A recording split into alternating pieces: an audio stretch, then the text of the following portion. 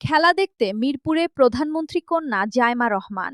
ঢাকার Sherebangla national cricket স্টেডিয়ামে বাংলাদেশ ও পাকিস্তানের মধ্যকার ওয়ানডে সিরিজের প্রথম ম্যাচ দেখতে উপস্থিত হয়েছেন প্রধানমন্ত্রী কন্যা জায়মা রহমান।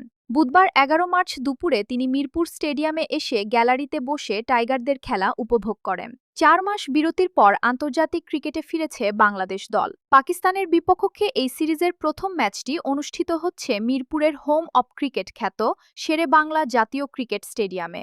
এই ম্যাচকে ঘিরে দর্শকদের মধ্যে ব্যাপক উৎসাহ দেখা যায়। স্টেডিয়ামে পৌঁছানোর পর যুব ও ক্রীড়া প্রতিমন্ত্রী এবং বিসিবির কর্মকর্তারা জায়মা রহমানকে স্বাগত জানান। পরে তিনি প্রেসিডেন্ট বক্সে বসে বাংলাদেশের খেলোয়াড়দের পারফরম্যান্স উপভোগ করেন। ম্যাচে টস জিতে বাংলাদেশ দল আগে বোলিংয়ের সিদ্ধান্ত নেয় এবং শুরু থেকেই পাকিস্তানের ব্যাটিং লাইনআপের ওপর চাপ তৈরি করে টাইগার বোলাররা।